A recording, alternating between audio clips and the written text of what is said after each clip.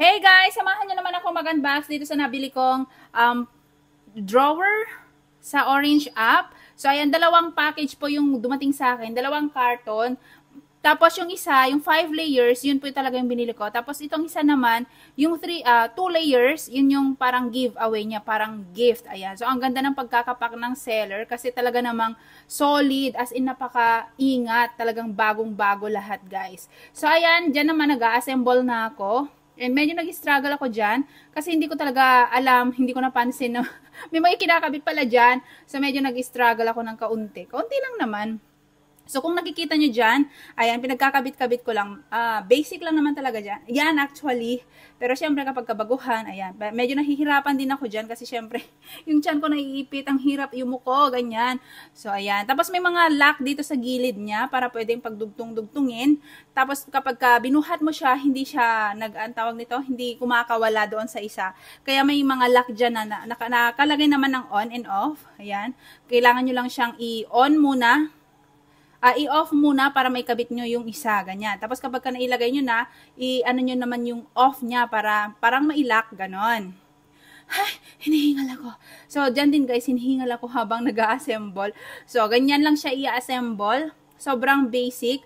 Tapos yan naman guys, nilagay ko naman dyan yung kanyang gulong. Ayan. So, napansin ko yung gulong niya, yung dalawang gulong lang pala yung may lock, ganon. So, nilagay ko siya sa may harapan. So, ayan, nakatatlo na ako. And then, konti na lang, malapit ko na siyang matapos. So, pinas forward ko na lang po itong video ko para makita nyo ang buong process ng pag-a-assemble ko ng drawer na yan. O, ayan, gumaganda na siya. Nakikita na natin ang kabuuan ng drawer na yan. So, yan pala yung pinili ko, yung transparent kasi ayoko yung Durabox na hindi ko nakikita yung loob kasi ang hirap kung saan ba nakalagay yung mga gamit-gamit ganyan. Ay, ganyan siya buksan. So dalawa yung niya, door niya. Yan yung mga lock niya. Sobrang bilis naman. So ayan, nilagay ko na lang sa gilid. Tapos itong isa naman binuksan ko na rin at i-assemble. So ito madalas yung napapanood ko dati sa mga Chinese videos na pa-slide. Tapos yung parang pintuan niya nalalagay sa side. Sabi ko, paano kaya nangyayari yun? Paano plastic yun? Tapos parang na-fold. Ayan, so ayan yung medyo nag-struggle din ako dyan kasi kailangan pala ilagay muna yung pintuan niya bago ikabit yung yung takip, ganyan. So ayan, nahirapan ako ng konti dyan. So ayan, onting oras na lang, minuto na lang, may kakabit ko na rin. Kasi dyan talaga ako na-amaze nung napanood ko to sa mga Chinese videos na, paano kaya yun, i-slide lang. Ayan, yun. Nabilis talaga. So, ayan. So, dalawang yan guys, piraso. Pag gift niya yan. Pero actually, mas nagustuhan ko yan kasi mas makapal yung plastic niyan. Kesa doon sa, binili ko talaga. So, mas malaki rin ito. So, dito ko ilalagay yung mga diapers, mga wipes, ganyan.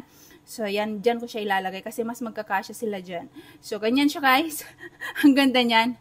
Pareho silang may gulong, ganyan. O, ayan, di ba? Pwedeng buksan sa ibabaw din. Ayan na, dyan po pwesto yan guys. So, ayan naman yung isa. So, ayan yung ilalagay ko, yung mga supplies ng baby ko. Ayan, kasi yung mga nabili ko, mga supplies niya na, ayan, tapos meron pa ditong iba. Tapos, ito naman yung mga damitan niya. Supplies niya, damitan niya. Ay! Nakakakilig. So, sige, let's go. Ang ganda dito ang ganda ng ganyan kasi hindi nakakasagabal. Like, open siya, diba? Ang ganda. Pwede rin dito, diba? So, maglalagay na tayo. Try natin maglagay. Nakaka-excite. So, ayan na siya. Ayan. Mga diapers. So, kasi mga nabibili kong ganito, guys, nabibili ko sila kasi nag-aabang ako ng mga sale. Ayan.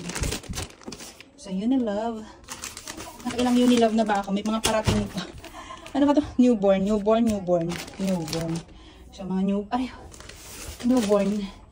Ito, newborn din. Kasi may mga nabili na akong small Newborn. Ayan, puro newborn pa yan. Newborn. Ayan, puro newborn. Ito kaya, anong size ito?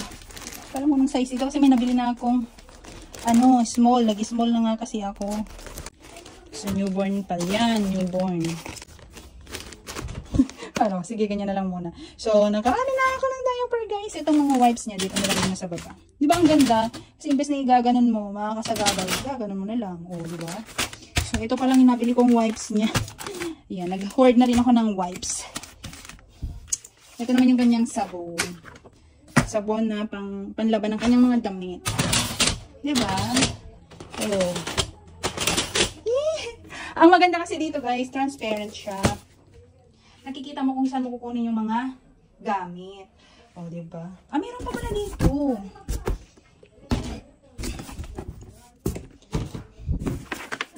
Ayan.